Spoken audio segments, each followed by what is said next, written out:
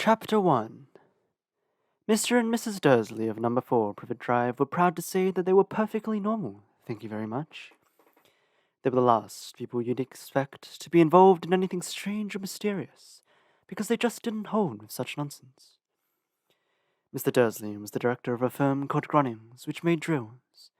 He was a big, beefy man with hardly any neck, although he did have a very large mustache.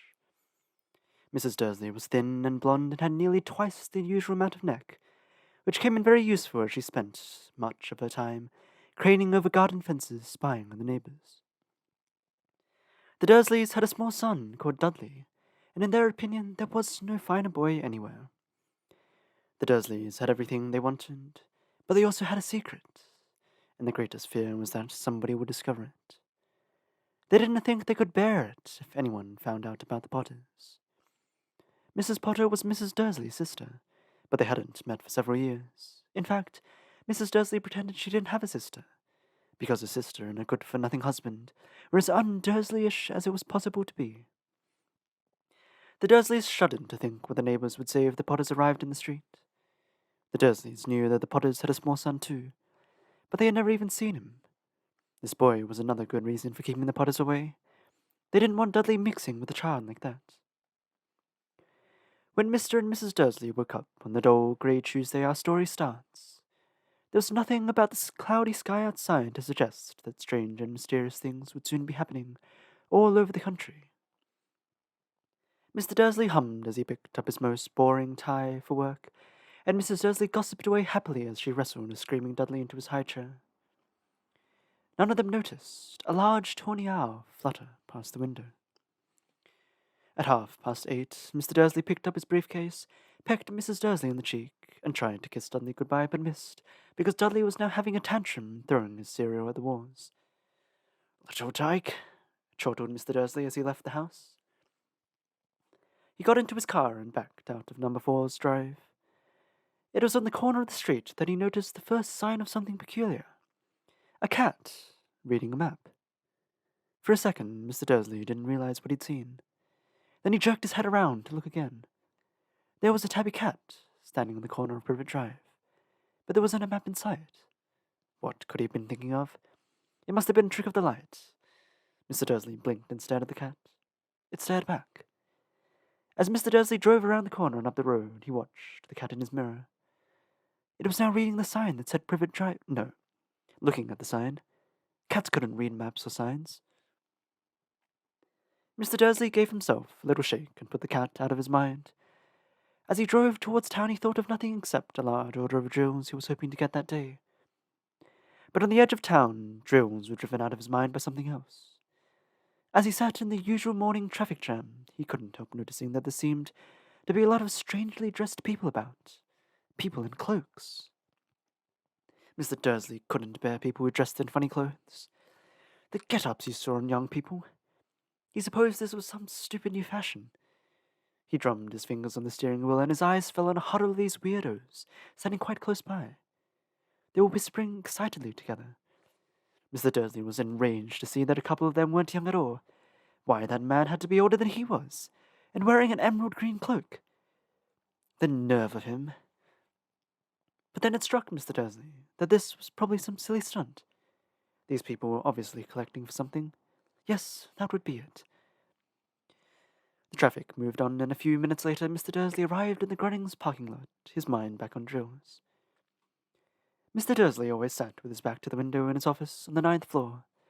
If he hadn't, he might have found it harder to concentrate on drills that morning. He didn't see the owls swooping past in broad daylight. The people down in the street did. They pointed and gazed open-mouthed as owl after owl sped overhead. Most of them had never even seen an owl even at night time. Mr. Dursley, however, had a perfectly normal, owl-free morning. He yelled at 5 different people, he made several important phone calls, and shouted a bit more. He was in a very good mood until lunchtime, when he thought he'd stretch his legs and walk across the road to buy himself a bun from the bakery. He had forgotten all about the people in cloaks until he passed the group of them next to the baker's. He eyed them angrily as he passed. He didn't know why, but they made him uneasy. This bunch were whispering excitedly too, and he couldn't see a single collecting tin. It was on his way back, past them, clutching a large doughnut in a hand, that he caught a few words of what they were saying. The Potters, that's right. That's what I heard. Yes, their son Harry. Mr. Dursley stopped dead. Fear flooded him. He looked back at the whisperers as if he wanted to say something to them, but thought better of it. He dashed back across the road, hurried up to his office, snapped at his secretary not to disturb him, seized his telephone and had almost finished dialing his home number when he changed his mind. He put the receiver back down and stroked his mustache, thinking. No, he was being stupid. Potter wasn't such an unusual name. He was sure there were lots of people called Potter who had a son named Harry. Come to think of it, he wasn't even sure his nephew was called Harry. He'd never even seen the boy. It might have been Harvey. Or Harold. There was no point in worrying Mrs. Dursley. She always got so upset at any mention of her sister. He didn't blame her. If he had a sister like that. But all the same, those people in cloaks. He found it a lot harder to concentrate on drills that afternoon, and when he left the building at 5 o'clock, he was still so worried that he walked straight into someone just outside the door. Sorry, he grunted, as the tiny old man stumbled and almost fell. It was a few seconds before Mr. Dursley realized that the man was wearing a violet cloak. He didn't seem upset at all about being almost knocked to the ground. On the contrary, his face split into a wide smile, and he said in a squeaky voice that made passers-by stare. Don't be sorry, my dear sir, for nothing could upset me today. Rejoice, for you know who has gone at last. Even muggles like yourself should be celebrating this happy, happy day. And the old man hugged Mr. Dursley around the middle and walked off. Mr. Dursley stood rooted to the spot. He had been hugged by a complete stranger. He also thought he'd been called a muggle, whatever that was. He was rattled. He hurried to his car and set off for home, hoping he was imagining things, which he had never hoped before, because he didn't approve of imagination. As he pulled into the driveway of number 4, the first thing he saw, and it didn't improve his mood, was the tabby cat he'd spotted that morning. It was now sitting on his garden wall. He was sure it was the same one. It had the same markings around its eyes. Shoo! Said Mr. Dursley loudly. The cat didn't move. It just gave him a stern look. Was this normal cat behavior? Mr. Dursley wondered. Trying to pull himself together, he let himself into the house. He was still determined not to mention anything to his wife. Mrs. Dursley had had a nice, normal day. She told him over dinner all about Mrs. Next Door's problems with her daughter, and how Dudley had learnt a new word, won't. Mr. Dursley tried to act normally. When Dudley had been put to bed, he went into the living room to catch the last report on the evening news. And finally, bird watchers everywhere have reported that the nation's owls have been behaving very unusually today. Although owls normally hunt at night and are hardly ever seen in daylight, there have been hundreds of sightings of these birds flying in every direction since sunrise. Experts are unable to explain why the owls have suddenly changed their sleeping pattern. The newscaster allowed himself a grin. Most mysterious. And now over to Jim MacGuffin with the weather. Going to be any more showers of owls tonight, Jim? Well, Ted, said the weatherman, I don't know about that, but it's not only the owls that have been acting oddly today. Viewers as far as Kent, Yorkshire, and Dundee have been phoning in to tell me that instead of the rain I promised yesterday, they've had a downpour of shooting stars. Perhaps people have been celebrating Bonfire Night early. It's not until next week, folks. But I can promise a wet night tonight. Mr. Dursley sat, frozen in his armchair. Shooting stars all over Britain. Owls flying by daylight. Mysterious people in cloaks all over the place. And a whisper about the Potters. Mrs. Dursley came into the living room carrying 2 cups of tea. It was no good. He'd have to say something to her. He cleared his throat nervously. Petunia, dear, you haven't heard from your sister lately, have you? As he expected, Mrs. Dursley looked shocked and angry. After all, they normally pretended she didn't have a sister. No, she said sharply. Why? Funny stuff on the news, Mr. Dursley mumbled. Owls, shooting stars, and there are a lot of funny-looking people in town today. So? Snapped Mrs. Dursley. Well, I just thought, maybe, it was something to do with, you know, her crowd. Mrs. Dursley sipped her tea through pursed lips. Mr. Dursley wondered whether he'd dare tell her he'd heard the name Potter. He decided he didn't dare. Instead, he said, as casually as he could, "Their son? He'd be about Dudley's age now, wouldn't he?" "I suppose so," said Mrs. Dursley stiffly. "What's his name again? Howard, isn't it?" "Harry. Nasty common name, if you ask me." "Oh, yes," said Mr. Dursley, his heart sinking horribly. "Yes, I quite agree." He didn't say another word on the subject as they went upstairs to bed. While Mrs. Dursley was in the bathroom, Mr. Dursley crept to the bedroom window and peered down into the front garden. The cat was still there. It was staring down Privet Drive as though it were waiting for something. Was he imagining things? Could all this have anything to do with the Potters? If it did, if it got out that they were related to a pair of... well, he didn't think he could bear it. The Dursleys got into bed. Mrs. Dursley fell asleep quickly, but Mr. Dursley lay awake, turning it all over in his mind. His last comforting thought before he fell asleep was that even if the Potters were involved, there was no reason for them to come near him and Mrs. Dursley. The Potters knew very well that he and Petunia thought about them and their kind. He couldn't see how he and Petunia could get mixed up in anything that might be going on. He yawned and turned over. It couldn't affect them. How very wrong he was. Mr. Dursley might have been drifting off into an uneasy sleep, but the cat on the wall outside was showing no sign of sleepiness. It was sitting as still as a statue, its eyes fixed unblinkingly on the far corner of Privet Drive. It didn't so much as quiver when a car door slammed on the next street, nor when 2 hours swooped overhead. In fact, it was nearly midnight before the cat moved at all. A man appeared on the corner the cat had been watching, appeared so suddenly and so silently, you'd have thought he'd just popped out of the ground. The cat's tail twitched, and its eyes narrowed. Nothing like this man had ever been seen on Privet Drive. He was tall, thin, and very old, judging by the silver of his hair and beard, which were both long enough to tuck into his belt. He was wearing long robes, a purple cloak that swept the ground, and high-heeled buckled boots. His blue eyes were light, bright, and sparkling behind half-moon spectacles, and his nose was very long and crooked, as though it had been broken at least twice. This man's name was Albus Dumbledore. Albus Dumbledore didn't seem to realize that he'd just arrived in a street where everything from his name to his boots was unwelcome. He was busy rummaging in his cloak, looking for something. But he did seem to realize he was being watched, because he looked up suddenly at the cat, which was still staring at him from the other end of the street. For some reason, the sight of the cat seemed to amuse him. He chuckled and muttered, "I should have known." He found what he was looking for in his inside pocket. It seemed to be a silver cigarette lighter. He flicked it open, held it up in the air, and clicked it. The nearest street lamp went out with a pop. He clicked it again. The next lamp flickered into darkness.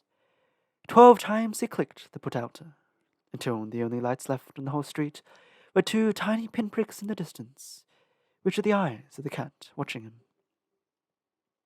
If anyone looked out of their window now, even beady-eyed Mrs. Dursley, they wouldn't be able to see anything that was happening down on the pavement.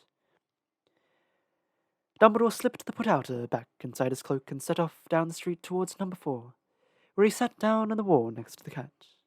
He didn't look at it, but after a moment he spoke to it. "Fancy seeing you here, Professor McGonagall." He turned to smile at the tabby, but it was gone. Instead, he was smiling at a rather severe-looking woman who was wearing square glasses exactly the shape of the markings the cat had had around its eyes. She, too, was wearing a cloak, an emerald one. Her black hair was drawn into a tight bun. She looked distinctly ruffled. "How did you know it was me?" she asked. "My dear Professor, I've never seen a cat sit so stiffly." "You'd be stiff if you'd been sitting on a brick wall all day," said Professor McGonagall. "All day? When you could have been celebrating? I must have passed a dozen feasts and parties on my way here." Professor McGonagall sniffed angrily. Oh, yes, I've celebrated. All right, she said impatiently. You'd think they'd be a bit more careful, but no. Even the Muggles have noticed something's going on. It was on their news. She jerked her hand back at the Dursleys' dark living room window. I heard it. Flocks of owls, shooting stars. Bro, they're not completely stupid. They were bound to notice something. Shooting stars down in Kent. I'll bet that was Daedalus Diggle. He never had much sense. You can't blame them, said Dumbledore gently. We've had precious little to celebrate for 11 years. I know that, said Professor McGonagall irritably, but that's no reason to lose our heads. People are being downright careless, out on the streets in broad daylight, not even dressed in Muggle clothes, swapping rumours. She threw a sharp sideways glance at Dumbledore here, as though hoping he was going to tell her something, but he didn't, so she went on. A fine thing would be if, on the very day you know who just seems to have disappeared at last, the Muggles found out about us all. I suppose he really has gone, Dumbledore? It certainly seems so, said Dumbledore. We have much to be thankful for. Would you care for a lemon drop? A what? A lemon drop. They're a kind of Muggle sweet I'm rather fond of. No, thank you, said Professor McGonagall coldly, as though she didn't think this was the moment for lemon drops. As I say, even if you know who has gone, my dear Professor, surely a sensible person like yourself can call him by his name. Or this you-know-who nonsense. For 11 years I have been trying to persuade people to call him by his proper name. Voldemort. Professor McGonagall flinched, but Dumbledore, who was unsticking 2 lemon drops, seemed not to notice. It all gets so confusing if we keep saying you-know-who. I have never seen any reason to be frightened of saying Voldemort's name. I know you haven't, said McGonagall, sounding half exasperated, half admiring. But you're different. Everyone knows you're the only one. You know. Oh, all right. Voldemort was frightened of. You flatter me, said Dumbledore calmly. Voldemort had powers I will never have. Only because you're too, well, noble to use them. It's lucky it's dark. I haven't blushed so much since Madame Pomfrey told me she liked my new earmuffs. Professor McGonagall shot a sharp look at Dumbledore and said, The owls are nothing next to the rumours that are flying about. You know what they're saying? About why he's disappeared? About what finally stopped him? It seemed that Professor McGonagall had reached the point she was most anxious to discuss. The real reason she'd been waiting on a cold, hard wall all day. For neither as a cat nor as a woman had she fixed Dumbledore with such a piercing stare as she did now. It was plain that whatever everyone was saying, she was not going to believe it until Dumbledore told her it was true. Dumbledore, however, was choosing another lemon drop, and did not answer. What they're saying, she pressed on, is that last night Voldemort turned up in Godric's Hollow. He went to find the Potters. The rumor is that Lily and James Potter are... that they're... dead. Dumbledore bowed his head. Professor McGonagall gasped. Lily and James? I can't believe it. I don't want to believe it. Oh, Albus... Dumbledore reached out and patted her on the shoulder. I know, he said heavily. Professor McGonagall's voice trembled as she went on. That's not all. They're just saying he tried to kill the Potter's son, Harry. But he couldn't. He couldn't kill that little boy. No one knows why or how. But they're saying that when he couldn't kill Harry Potter, Voldemort's powers suddenly broke. And that's why he's gone. Dumbledore nodded glumly. It's true, faltered Professor McGonagall. After all he's done, with the people he's killed, he couldn't kill a little boy. It's just that astounding. Of all the things to stop him. But how in the name of heaven did Harry survive? We can only guess, said Dumbledore. We may never know. Professor McGonagall pulled out a lace handkerchief and dabbed at her eyes beneath the spectacles. Dumbledore gave a great sniff as he took a golden watch from his pocket and examined it. It was a very odd watch. It had 12 hands, but no numbers. Instead, little planets were moving around the edge. It must have made sense to Dumbledore, though, because he put it back in his pocket and said, Hagrid's late. I suppose it was he who told you I'd be here, by the way? Yes, said Professor McGonagall. And I don't suppose you're going to tell me why you're here, of all places? I've come to bring Harry to his aunt and uncle. They're the only family he has left now. You don't mean? You can't mean the people who live here, cried Professor McGonagall, jumping to her feet and pointing at number 4. Dumbledore, you can't. I've been watching them all day. You can't find two people who are less like us. And they've got this son. I saw him kicking his mother all the way down up the street, screaming for sweets. Harry Potter come and live here? It's the best place for him, said Dumbledore firmly. His aunt and uncle will be able to explain everything to him when he's older. I've written them a letter. A letter? Repeated Professor McGonagall faintly, sitting back down on the wall. Really, Dumbledore? You think you can explain all this in a letter? These people will never understand him.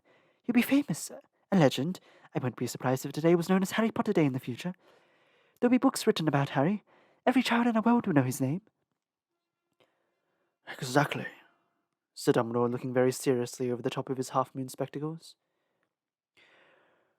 It would be enough to turn any boy's head. Famous before he can walk and talk. Famous for something he won't even remember.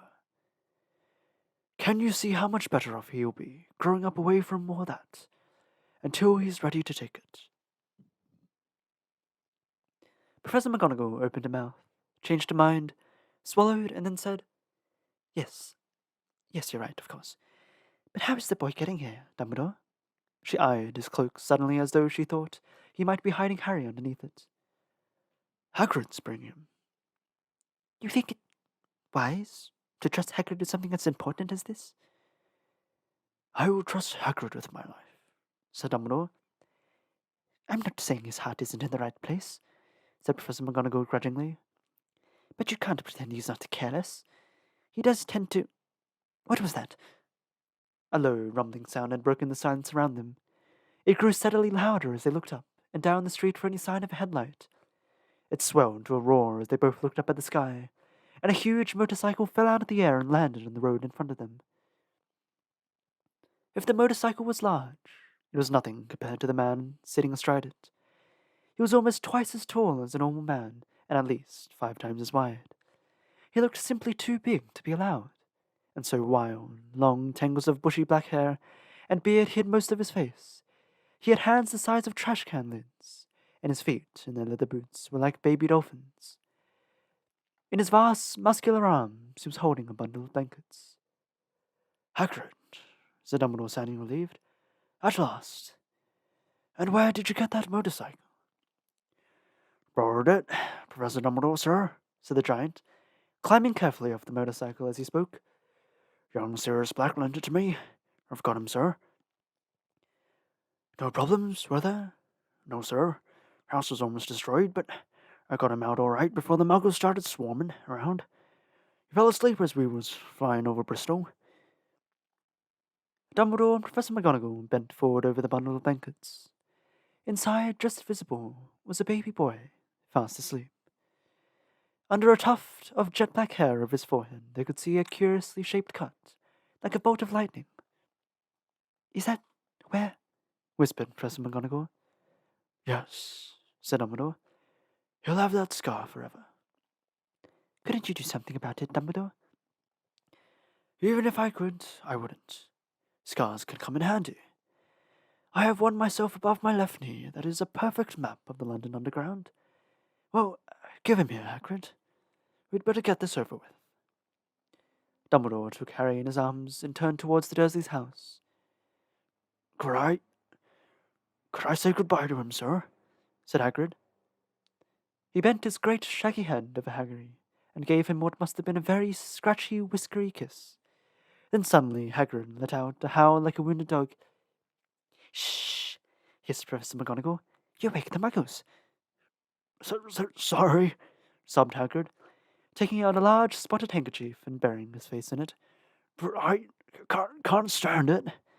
Lily and James dead, and poor little Harry off to live with muggles. Yes, it's all very sad, but get a grip on yourself, Hagrid. It will be found. Professor McGonagall whispered, patting Hagrid gingerly on the arm as Dumbledore stepped over the low garden wall and walked to the front door. He laid Harry gently on the doorstep, took a letter out of his cloak, tucked it inside Harry's blankets, and then came back to the other two. For a full minute, the three of them stood and looked at the little bundle. Hagrid's shoulders shook.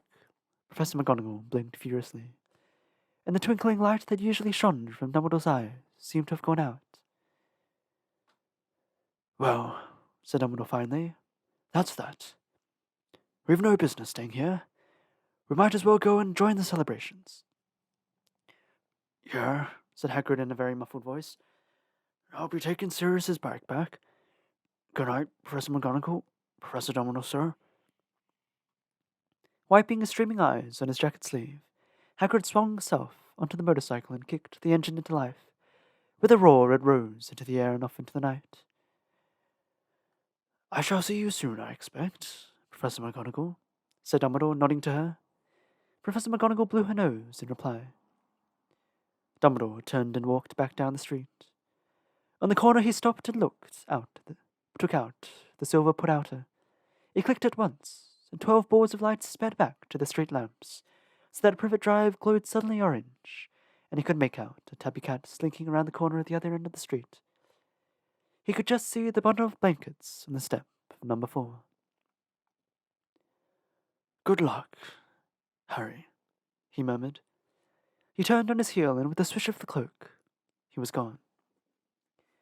A breeze ruffled the neat hedges of Privet Drive, which lay silent and tidy under the inky sky. The very last place you'd expect astonishing things to happen. Harry Potter rolled over inside his blankets without waking up.